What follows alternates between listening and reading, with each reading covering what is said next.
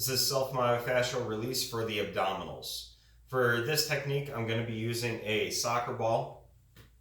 So there are other mobility balls out there that you can use that you simply blow up with air, and they give a little bit more than the soccer ball will.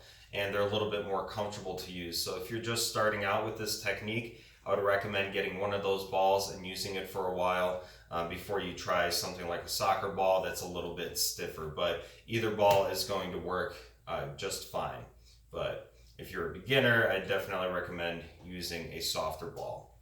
But you do want a ball that is similar to this size, because if it's too small, then you can't really get the pressure that you want down into the abdominals and focus on a larger area like that.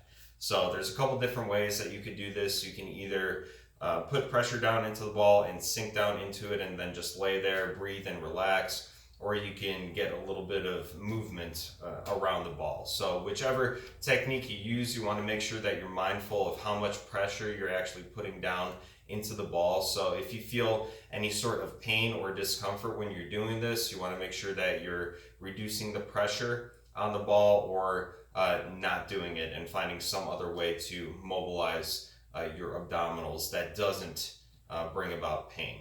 So when I get started with this technique, I'm going to focus on the area just below my rib cage and just above my hips. All right, and I want to focus on one side of the body at a time. So I'm going to slowly apply pressure downward. And then from here, I can just slowly roll side to side a little bit. It should be very slow, controlled, making sure I'm not putting too much pressure down. Or I can go ahead and simply tack down a spot.